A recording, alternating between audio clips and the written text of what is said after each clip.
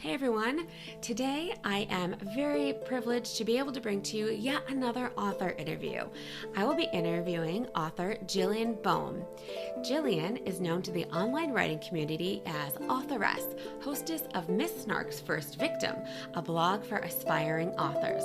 She's also the author of a short story in the book When the Hero Comes Home 2. Jillian is also the author of the YA book Stormrise, and today we are going to be talking about her brand new YA fantasy, The Stolen Kingdom. I would like to say a big thank you to Giselle and Tortine for allowing me the opportunity to be able to interview Jillian. So without further ado, here's my interview with author Jillian Boehme. Welcome, everybody, to another episode of YA Book Chat. I am very excited to be here and bring you another author interview. Today, I am privileged to be interviewing Jillian Boehme, and she is the author of The Stolen Kingdom. This is her brand new book that just was released, and so we are going to be chatting about that today. Welcome, Jillian, to YA Book Chat. Thank you so much. I'm glad to be here. Well, why don't you just start by telling everybody a little about yourself and the other books that you've written? Sure. My first book debuted a year and a half ago. It's called Stormrise, and it was the apex of a very long journey to publication. It took me 12 years from the time I first started to finally having a book come out. So it was very exciting for that to finally happen. Yes, that's a long time for sure. It was a very long time. So The Stolen Kingdom is the second of the two books that Tortine bought from me. So yeah, it's just very exciting to finally have this book coming out as well. And why don't you tell everybody a little bit about what The Stolen Kingdom is about? Sure. The Stolen Kingdom is about Maralyth, a vintner's daughter, who has no idea her hidden magical power is proof of a secret bloodline and claim to the throne. And Alac, the king's second son, who has always hated the dark, stolen magic that comes with the throne he hopes never to inherit. Maralyth is coerced into a plot to murder the royal family and seize the throne. But when she meets Alac and learns more about the stolen magic, things become more complicated. That is for sure. This was such a fun book to read. It's just so mysterious and intriguing and just draws you in right from the beginning. I wanted to ask you a little bit about what your writing process for this was like. I was actually very interested because I love that you used a winery that Maralyth family has the winery. Yes. And, they make wine. And I love that. So, but I was curious, did you have to do like any kind of research on grape growing and wine making and any of that? I really did. I drink wine, but I had to do. Me too. Yes, that's not quite the same. No. But yes, actually, I did have to do a lot of research on grape growing and winemaking both. And I also had to research the history of wine because things that we take for granted now, for instance, we can go and buy wine in a glass bottle. Right. But, in the Renaissance time period or the medieval time period, there was no such thing. So because I was creating a fantasy world that was more reminiscent of a Renaissance type time period, I wanted to make sure I was being authentic. So I had to look up all kinds of things like that, all the little details that you don't realize you're going to have to think about. Yeah. But it was extremely fun. My husband and I, we both were very interested in wine. We've been to Napa Valley and we often visit a local winery here where we live. And I've actually done a lot of writing at that vineyard. It's a wonderful place to just. Oh, nice. Oh, it's wonderful. So it's kind of a part of me, I think, this whole winery thing. Yeah. My I currently live in South Carolina, but we used to live in Chicago and Michigan. There's a certain area of Michigan that really has some amazing wineries. Huh. And we would go during the summer because it was just really just over an hour or so from where we lived. And we would go and do like, wine tours, hit up the different wineries in a day Yeah. and just some of the vineyards, they're just absolutely so breathtakingly beautiful. Isn't It's that wonderful? it really is. Like we would go, and one of them had a really big restaurant, and we went and had lunch, and like I would just sit there and stare out the window the whole time because it's just so pretty. It's true. There's something about wineries that does that to you. My husband and I were in London the year before last, and I think it was at Hampton Court, but there was one of the oldest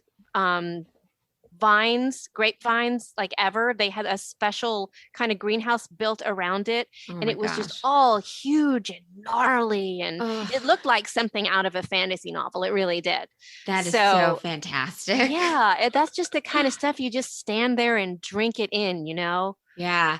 My grandparents used to have a vine, a grapevine.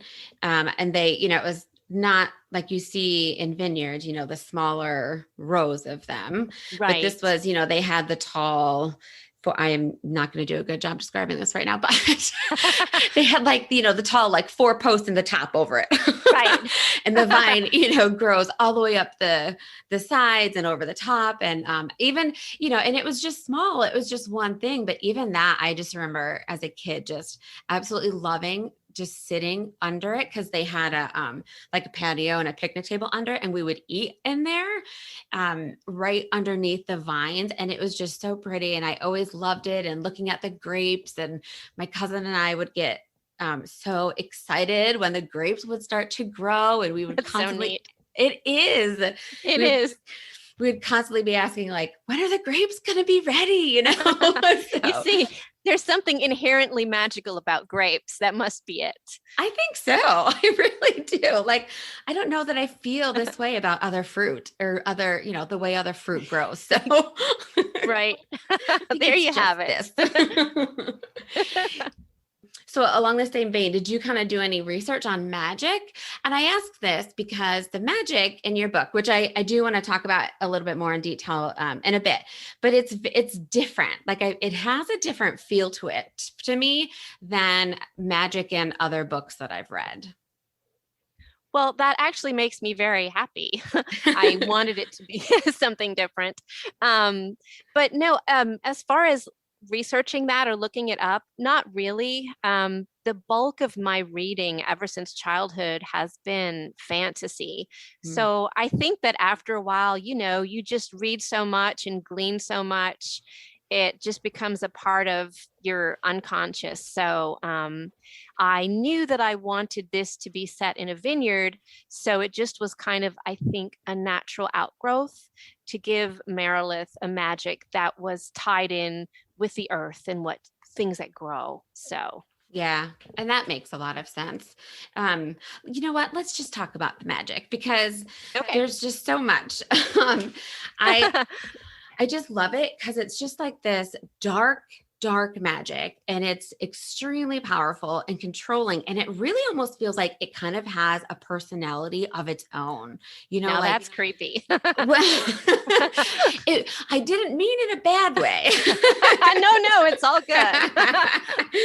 It was just very intriguing to read, how the magic lives in different places. Like it lives inside of Alec's locket that he has, and Yes. is just still, even that tiny amount is so powerful. And then Right. like the cloud of it is just crazy, and just how it can really control you. What was it like creating this magic? I mean, it's so fantastic. Thank you so much. Well, it was a lot of fun, as you can imagine.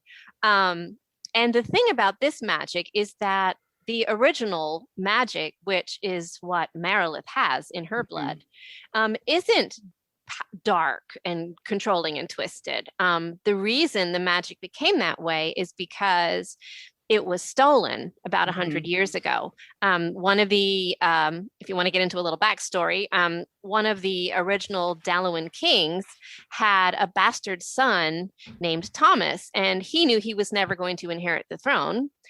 So he took it upon himself to take the throne. So he delved into a forbidden kind of blood magic to learn how to take this magic that was in his own blood and bestow it on whomever he wanted to. Mhm. So he had a politically powerful friend who happened to be Selmer Thungrave, who said, "Oh, sure, I'll champion you, so you can be the new king in exchange for giving me some of this magic." And of course, after Thomas had killed his family, Selmer had him murdered, and Yeah. he took the throne and kept the magic. And so at that point, this magic that was now illegitimately in the Thungrave blood, that's when it turned dark and Mhm. became very controlling. And pretty much each king that went through that blood ritual pretty much became possessed by it. So, it's funny. I mean, I laughed at you a couple of minutes ago and you said it was kind of like alive and thinking for itself. But in a way, it kind of was. I wouldn't say Yeah. it was a sentient being, but it really did have the power to possess them and pretty much change them. Which is something that Alac talked about a lot, how he remembered his dad the way he used to be Right. before he became king. So Right. that's what made it all twisty and dark. And it's very cool. And it does, you can see later in the book with a different character, how it affects them as well and kind of totally takes over who they are. Right. And Right. it's such a change. It really, and with Maralyth, with her power, with how she is able to wield the magic, it's like the opposite of it. Like you can really Yes. kind of see like in its pure form, it's good and it can do so much good. But if you corrupt it, it becomes this evil thing. And I feel like that's almost like a metaphor for so many things in life, Probably. Oh my gosh. Yeah, that's true. So much out there where it's good and it's pure form, but one wrong thing and it goes Yep. the wrong direction. Yep. Absolutely. I do have to say, as I was reading this, I was a bit jealous of Maralyth's power because, Oh, well, like I said earlier, how my grandparents had the grapevine. I thought about like if she's out there at the beginning of the book and ripening the grapes, I was like, man, I really would have loved to have had that power when I was a kid, out in my grandparents, vine. Like I'm just gonna touch it, and there it goes. And even like now, when I have a piece of fruit in my house yes. that goes bad or something, like if I could just touch it and restore it to its full ripeness. I've changed your life forever, haven't I? Yes, you really have. I mean, yes. And of course, that's just a small part of her magic. It becomes so much more later in the book. Right. But yeah, that's something else that I really enjoyed too, because I loved seeing how the development of it. I felt like, as she develops, her character arc throughout the book, you also see her magic kind of has its own character arc. Yes. Yes. It had to grow along with her. That was a little bit challenging too. Whenever you have any kind of magic system that you've come up with, it's really hard sometimes to figure out what the parameters are, and what somebody can and cannot do and what it will look like when that ability grows. I wrote a book once that never went anywhere, but because it was a mess. But when I wrote it, I realized about 3/4 of the way through that I hadn't thought through the parameters of the magic I had given this character. And literally, she was just, she was doing everything and anything possible with magic. I mean, she was like jumping up high heights when she had to go out of a hole. And she was just, and after all, I'm like, no, this is more like an Avengers movie than magic. So I put that one aside, but it was all because I just hadn't put those parameters on the magic. So yeah. Is that the book that you mentioned in the acknowledgments at the back, The Seeds of Perin Faye? No, that one was really awful. That's a different one? That's a different one. No. I definitely have more than one awful novel hidden away. I'm sure that many authors do. I can imagine. I mean, yes, I think so. there's just so much that, I mean, okay, so I have self-published a couple of children's books. Oh, And nice. that in itself was difficult. Like I sit and I read these YA fantasy novels and dystopian and all these things. And I just think, how do they do this? Like, I think, I can like, and I blog and, I'm like, I can write shorter things, but I don't know if my brain could function well enough to write this whole long, complicated thing. Well, and it's funny because that's really my own history. I believed that I could not write a novel. I self-published a nonfiction book back in 2003. Okay. And it was a collection of anecdotal essays for stay-at-home or work-at-home moms. Ooh. And that was my niche, and that's what I was myself. And I pretty much considered myself an essayist. Isn't that like a dreadful thing to call yourself? Yes. But yes. I just, yes, I know. But I just, even though when I was a kid, I wrote stories all the time, and loved to write stories and always a big bookworm, I just couldn't see myself, just what you said a minute ago, like, how do people do that? I don't think I could do that. But then I was reading a book that I really hated one night, and I know, and I thought to myself, I think I could do better than this. Yeah. And believe it or not, that was the impetus for writing that first novel, the very horrible one that I mentioned in the acknowledgments. Yeah. Well, we all have to try and fail before we succeed. Yes, so that's just it. I do have to say, listening to what you were just saying, we have so much in common. I feel like, because I too was the just avid reader as a child, always reading anything I could get my hands on. And I loved writing stories too, all the time. So, yeah, we would have been friends. I think so. Yeah. Well, I wanted to ask you too about, okay, the love trope in this book. Oh my goodness. It's so fun. Like I don't know if I've read another YA like this, because it's like enemies to lovers to enemies to lovers, like it's back and forth. But it was fun, but it was also one of those where I was like, oh my gosh, I can't take this. I have no idea what's going to happen with this relationship. I don't know. And then it was like, I don't know which direction I want this to go. I don't know if I want.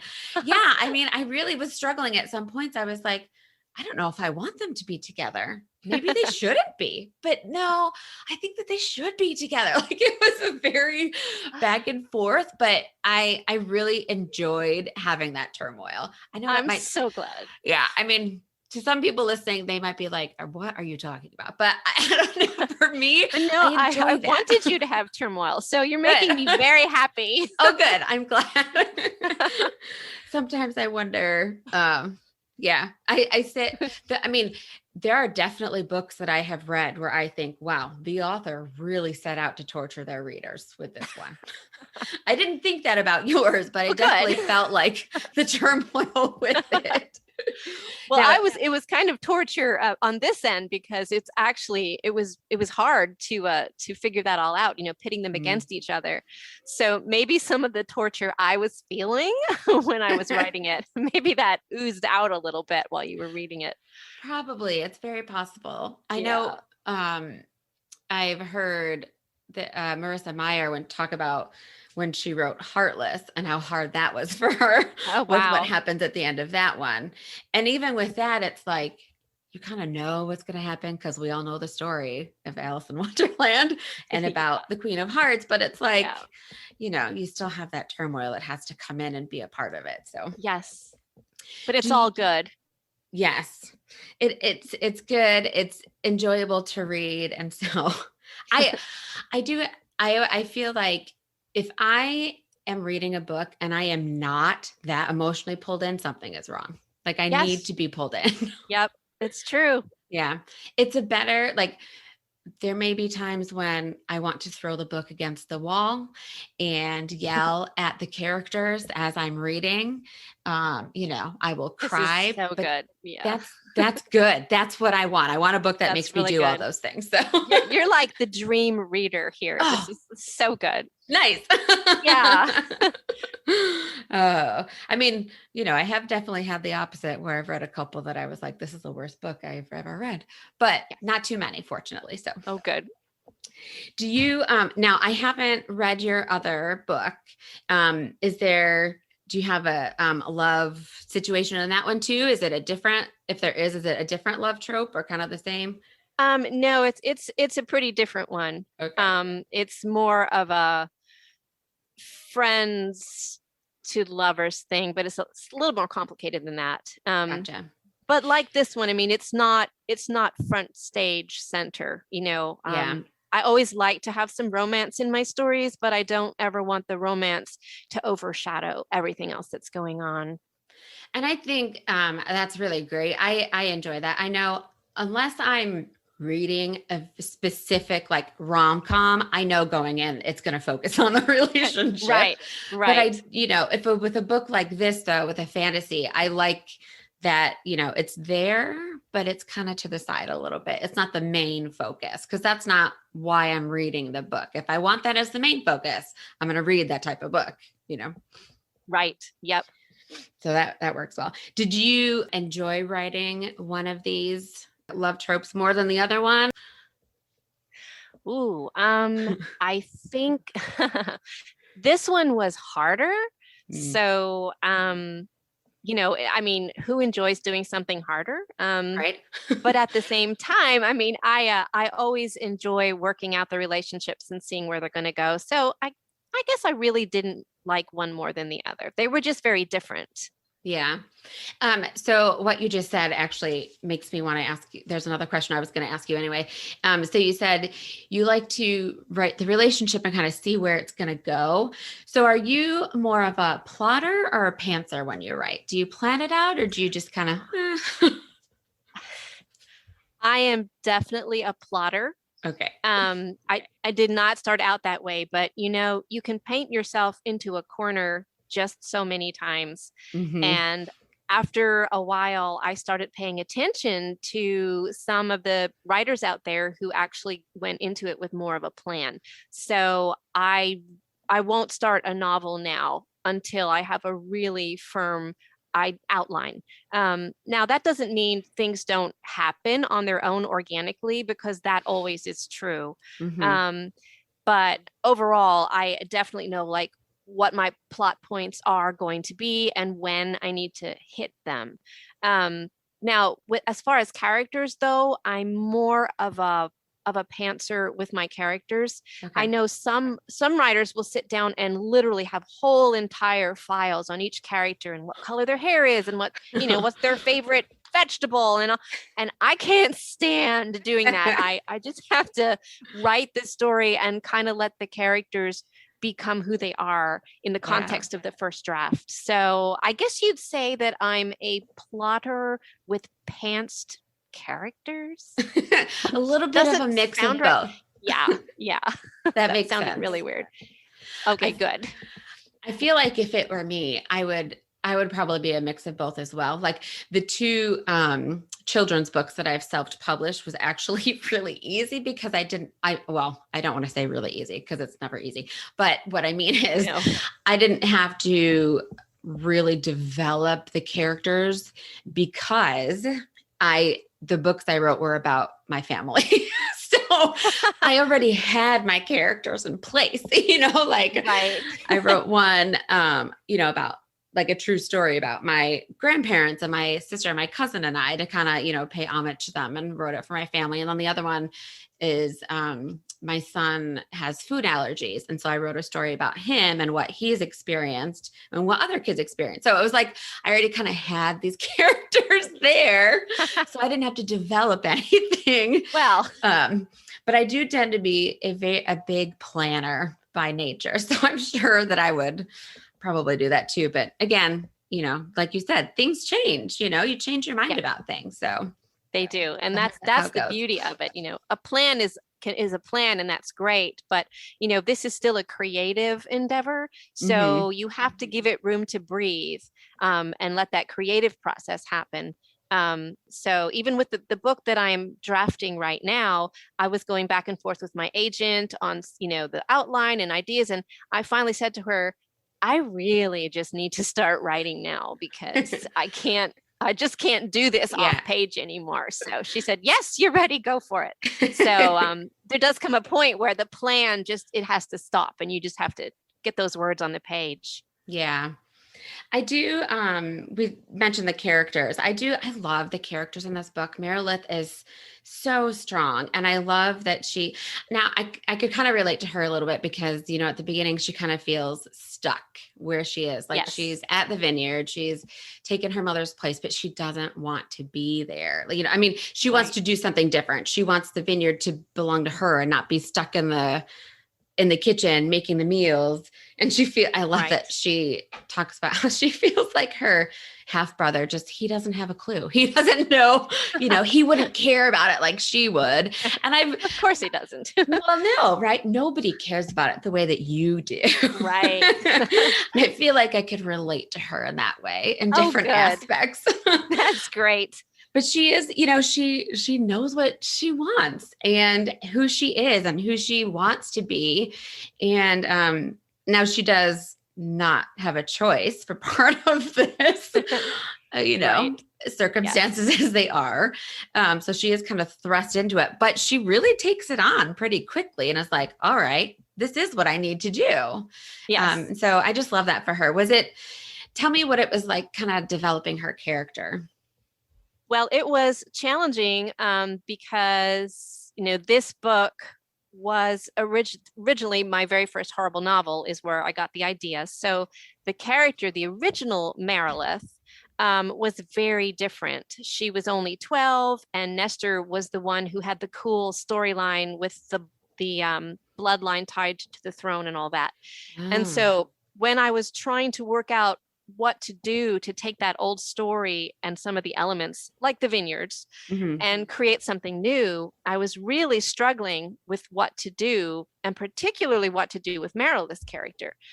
And then the big revelatory moment was, hey, Nestor's got the cool story here with the bloodline to the throne. What if I make that Maralyth's story instead of Nestor's? Yeah. And that's when she came to life. That's when she became, that 17-year-old girl who wanted more out of life than cooking for the vineyard workers every day. Yeah. But it was still hard because, you don't realize you're holding on to things from an old manuscript that you need to let go of. So I had to go through a kind of continual process of, no, I've got to let this go. I've got to no, that doesn't work. No, that's really dumb, Jill. Don't do that. So I had to work through all that, which is really different from starting fresh with a new character that you just created for a new story. So, but it's fine because in the end, I'm just really so thrilled that very first terrible novel has been reborn, so to speak. This is nothing like that old one, but it has a lot of the same elements and the characters' names and so forth. So yeah, and one thing I just in general, not only in The Stolen Kingdom, but in general, that tends to be a weak spot for me is when I'm drafting a story, I tend to make my protagonist too passive. Okay. And I think that's a pretty common problem. You don't realize that there's just not enough agency for the character, and too many things are happening to the character instead of the character creating the change and creating things. And so I know that I had to work through that as I went along all the different drafts to make sure Maralyth was strong, to make sure that her arc was moving forward, that her magic was growing in proportion to her character. So it was challenging, but I don't think it was any more challenging or less challenging than any other character, that you would write. Yeah. It's just a lot to think about. Yeah. And I definitely, I read a book series recently where I definitely felt like the main character got too passive at one point and it was torture. Like it was really hard to read and I was like, I am committed. So I'm going to finish this series. But it wasn't necessarily as enjoyable to read because it just felt like she kept on putting things off and not taking the steps that it seemed like somebody in her position should take. And like, it seemed like she should be doing so much more than she was. And it just wasn't happening. And it was very frustrating as a reader. Yes. So I totally get what you're saying. And Maralyth is definitely the opposite of that. So well, that's wonderful to hear. And I did want to ask too about Tucker and Alac. Oh my gosh. I love Alac is a great character, and Tucker too, and just their relationship was so fun. Yay.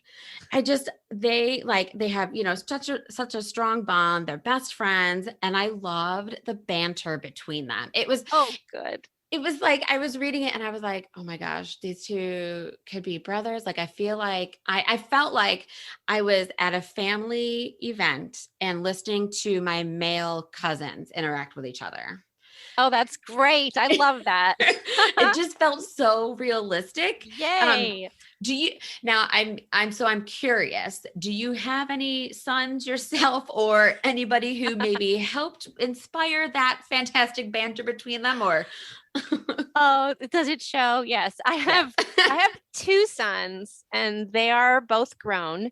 And of course my husband as well. And I just, as a mom of sons and raising them, I just really learned how important it is, over the years to have those male friendships, which a lot of guys, they just don't. I mean, I think a lot of times women are better at forging friendships versus just relationships that have other labels attached, and we tend to go a little deeper in conversation and things like that. But I had so much fun writing those conversations. I had to kind of pull back a little bit, like, all right, Tucker's going on a little bit too long in the scene. I need to shut him up now. But I had such a crush on him. I just kept going. But it is, I just really wanted to reflect what that kind of relationship is, that kind of brotherly relationship, even though you're not brothers, and just kind of knowing what each other's going to say before you say it. And it just actually, their dialogue was some of the easiest to write. Really? It really was. So and I suppose if you have boys, that makes sense. Yeah, I think so. And I actually have boys as well, but they are. So I do. I mean, they're younger though. They're 7 and 10. But even still, reading Tucker and Alac, I was like, oh, this is in my future right now. Like, I can see it. I was like, I totally see my two kids doing it. I hope it is in your future, because I think it's great. I just, wouldn't you just love that for your sons to just grow up and just be best friends, right? I would, because right now at this age, some days they're best friends and some days they beat on each other. So, wrestle each other to the ground, but they do have those sweet moments. And those are the moments that give me hope for the future. Hang on to those moments.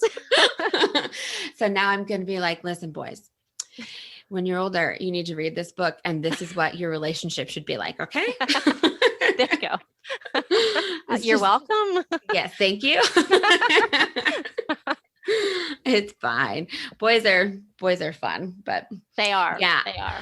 And I just, that was actually, I loved the entire book, but I think that the scenes with the two of them were my favorite. Like, I would turn the page and go, oh yes, Alac and Tucker are together again. This is great. I love that. That's so great. We did. So you've mentioned kind of as we've gone along, some of the different challenges that you faced. Were there any other challenges in writing this that maybe we haven't talked about yet? Any other things that really stick out, like that was really hard? Yeah, no, I mean, other than just letting go of those attachments from the original story that I mentioned, really the hardest thing to figure out was the whole Maralyth Alac enemy ship, for lack of a better word, because, you're kind of like working on this relationship and there's an arc there. And, in the beginning part, I mean, Alac has no clue. He doesn't even know who she really is. So his perception of it is different from hers because he doesn't know the truth, in the beginning. Right. And I had all these ideas about what that was going to look like. And it was really, really hard to actually create it, to make the emotional arcs believable. Like, Mm-hmm. Alac, he's got to be really angry. Well, what does that look like? And how does that line up with his feelings? And, it was just way harder than I wanted it to be. So at one point I had the little people, the Fisher Price little wooden people dolls. Yes. So I like took a handful of those and I said, okay, this is Maralyth and this is Alac and this is Tucker. And I was moving them around in the living room I'm thinking, well, maybe if I play with them, I'll figure out how this is supposed to work. That's how desperate I was. Oh my gosh. So it was really excruciating. I'm not sure why, but it really was. It's so fun though to hear that. Like, I feel like I sometimes tend to be a very visual person. And so I feel like that's what I would need to do as well. Absolutely. Like I'd probably grab, except it would be my kids' Lego minifigures. Yes. But that would work too. It would. Yes. And, I feel like writing just a plain enemies to lovers is one thing, because it's got like a slow build. Like there's just these little hints usually that happen and you can see, where it's going. But when you have to have like the back and forth and that extra turmoil in there, I can definitely see how it would be a lot more challenging to figure all of that out and write all of that. It really was. It was, but it was worth it. It's always worth it. And in the end, it works out beautifully. I mean, as far as like, I'm not trying to give any spoilers away for those of you listening. What I meant was in the end, it worked out and that it creates a great story in the book. Yes. That's a safe way to put it. Yes. So a couple of just kind of different fun questions. I'm just curious. So I know what you write, but what kinds of books do you like to read? Well, fantasy has always been my very first love. I was reading Terry Brooks and Catherine Kurtz back when I was like in 7th grade. There was no such thing as YA fantasy back then. It was just kind of YA as a category was kind of just on the horizon and just showing up, but the fantasy part of that just wasn't there. So I cut my teeth on all the big fantasy names and I've never stopped loving it. So I always go there first. But I also love dystopian. I love the Hunger Games and I just love that kind of story. I love to write that kind of story. And then I also love historical fiction, especially if it's set in the Tudor era of England. I'm just like a huge fan of the whole Henry VIII and his wives and the Renaissance and the Reformation and all that, Thomas Cromwell. And if you hand me a book like that, then I will just be very happy. So I have to agree on all of that as well. And so I'm a theater teacher and I'm actually working right now with my students on a unit about Elizabethan England and theater history. And how fun. Yes. And I mentioned to them because the time period we're talking about is when King Henry VIII's second daughter, Elizabeth, by his second wife, is ruling. And I mentioned, now I teach middle school, so they have not yet learned about Henry VIII.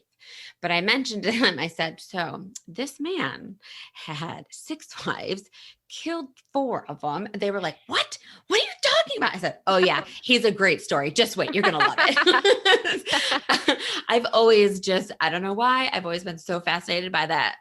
His story, I don't know if it just baffles me in some ways, but I'm also like, what was it about this man? I know. And I never get tired of it. I just never get tired of reading about it and watching documentaries and movies. It's just a whole, it's a fascinating story of a man who's pretty much a head case, I think, but just can't stop learning more about him. I don't know what that's all about. Have you watched the show, The Tudors? Yes. And I tell you, I got totally sucked in, but there were there were just too many things that were wrong. So for me, then I start sitting there and just being critical instead of, so the least of which, I don't know the name of the actor who played Henry, but he was way too small. And then at the end, and Henry by the end of his life was just enormous. Right. And I saw his actual suit of armor when we were in London, and it was gigantic. I mean, it was like a very imposing piece of armor. And so that was cool and kind of scary. But this little twerp on the Tudors was this little guy. And then so at the end, when he was kind of nearing the end of his life, he kind of started talking like Batman. Yes.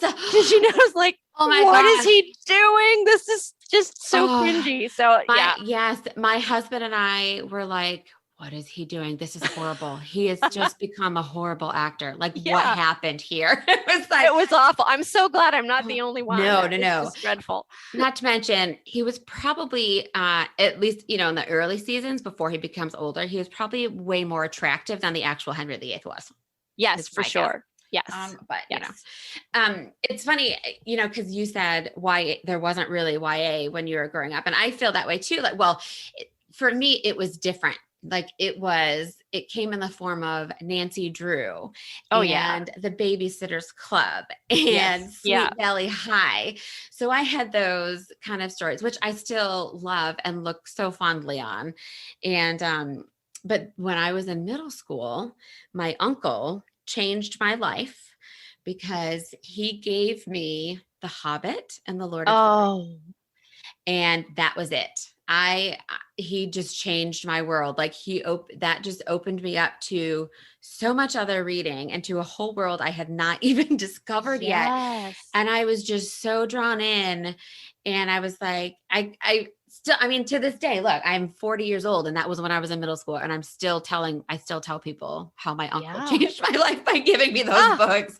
I love that story. That's wonderful. Yeah. So, I mean, so when you say, you were reading all these big fantasy authors too at a young age, like that's how I started too, was just my uncle saying, here, read this Tolkien. You're going to love this. And I did. And I have never been the same. So that's just wonderful. And what's really interesting too about my growing up years, and I don't know what kind of literary cesspool my hometown was. I don't know, but I didn't know that The Hobbit was a book. There was this thing on Saturday mornings, this animated version of it that they would show. And I loved that so much, but I had no idea that Tolkien was an author and that was a book. No idea. Never heard of Lord of the Rings. Didn't read that till I was in college. And I also had never heard of the Chronicles of Narnia. Other than, again, there was some weird real person thing on Saturday morning. TV was really strange back then, but it was The Lion, the Witch, and the Wardrobe, but it was with actors, and I loved it. I thought it was cool because it was fantasy, but I didn't know it was a book, let alone an entire book series. Yeah. So I feel like there are these holes, these really important holes that I don't know why they were there. So I read some of that stuff later, and then I was actually reading some stuff that was actually adult fantasy when I was younger. So it was kind of flipped upside down there. But that's you're right. It does change your life, because if you read your first fantasy book and it resonates with you, then it really just opens up a whole new world, an imaginative place that wasn't there before. And that's probably one of the things I really love about fantasy.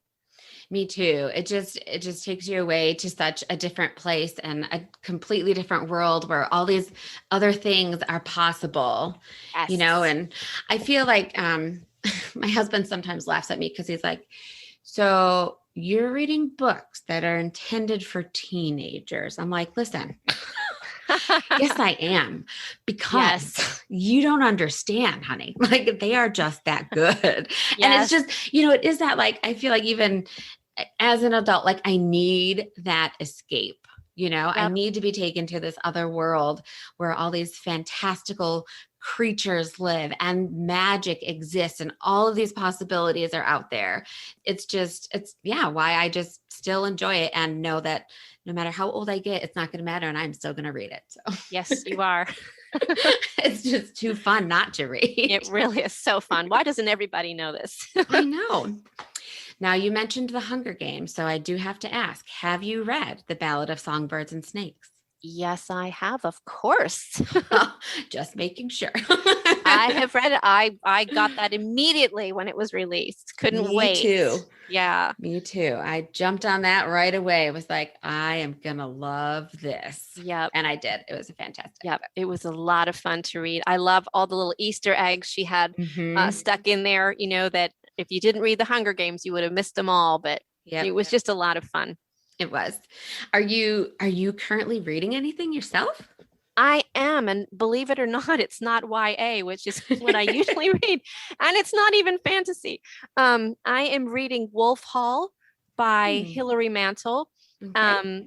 There is a mini series, which is actually where I learned about it. Didn't know that it was a book. It's actually 3 books, and this is the first one. But there's a wonderful BBC mini series by the same name, Wolf Hall. Okay, and it's about Thomas Cromwell, and it's set during it's Tudor, and it's set during the time period when Henry was trying to get the divorce from Catherine, his first wife, and so that he could marry Anne Boleyn. And so that's the time period, and it is one of the most well done, incredible miniseries I've ever seen. My husband and I watch it over and over again. We own it, and so he bought me the books for Christmas, and it was wonderful. He's so good to me. And I was surprised when I started reading because it's actually written in first person.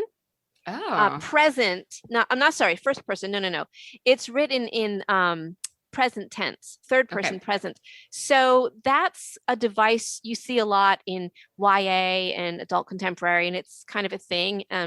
But I didn't expect it in a Tudor era adult novel. And it took me a while to get used to it, but it's definitely not an easy read, but I'm forging through because I just love the miniseries and I love the time period so much. And so I have confidence that I won't give this up. It sounds very intriguing. I may need to look up that miniseries because that sounds like something I would enjoy as well. I really, just from what we've spoken of, I think you would enjoy it. It's absolutely a masterpiece. And I do love that surprise of watching something like a TV show or a movie and then realizing afterwards that it was a book. And I'm like, wait a minute, I can go and read this? Yes. Because the book is always better, usually. Well, usually, yes. But, there are exceptions, but there are times, yes, but no, usually the book is better. But I've had a couple experiences where I've read a book after the movie and I was like, oh no, we'll just stick to the movie. I think The Stolen Kingdom would be a fantastic movie. Like, I would love to see this in movie form. So here's hoping that maybe one day that happens for you, because that would be so fun. Isn't that every author's dream, though? Oh yes. Yeah. I have thought about this because I've read the Red Queen series by Victoria Aveyard. Oh, okay. And she has hinted so many times like that there's going to be either like TV or film versions of it. Yeah. And I just wonder like how that works sometimes, because like, I mean, that is an excellent series and I love it. Own all them all. But she it was so quick. Like she said right away, she got interest in it as becoming like movies and stuff. And I'm always wondering like, how does that happen? Like, cause some books don't. And there are some books that I read, I'm like, this really needs to be a movie. How did this not get optioned to be a movie yet? I know. It's true. It's just, but well, hopefully one day I hope that for you. Well, thank you. That would be really fun. Well, why don't you go ahead and tell everybody where they can follow you on social media, maybe what your website is, where they can buy the book. Okie doke. Well, my website is jillianboehme.com. And I do put out a monthly newsletter. You can subscribe on my website. And when you sign up, you will receive a free ebook with me narrating. It's an audiobook, free audiobook that is a fairy tale in rhyme. And you get to hear me narrating it. So Nice. that's my free little gift for you. Also, if you are an aspiring author, you can go to the page for writers on my website, and there's a book that you can download for free. It's called Agent Demystified. And it's going to take all the scariness out of querying agents and hopefully convince you that they're actually normal people like you and me. And mostly online, you will find me on Instagram at Jillian Boehme. And I think that's it. I'm also on Twitter, but I'm not really on Twitter very much. So if you really want to hang out and follow me and find out what's going on, you should definitely follow me on Instagram and subscribe to my newsletter. That sounds great. And I will put links to all of that in the show notes for today, as well as a link to where you can purchase The Stolen Kingdom as well. Great. So yeah, you guys, I highly recommend this book. It is so fantastic. And I think that you should all go out and buy this because it's really good. Thank you. Of course. Well, and I want to say thank you so much, Jillian, for coming on and talking with me. It's really been a lot of fun. I have had a blast. Thank you so much for having me. Of course, you're welcome. And thank you everybody for listening. And as always, we will chat again soon. Today's episode featured the book The Stolen Kingdom by Jillian Boehme. I want to say a big thank you to Jillian for coming on YA Book Chat today and chatting with me. And thanks again to Giselle at Torteen. And be sure to check out my interview with Sarah Henning. She is another of Torteen's fantastic authors. YA Book Chat was created by, is hosted and edited by me, Leah Stuhler.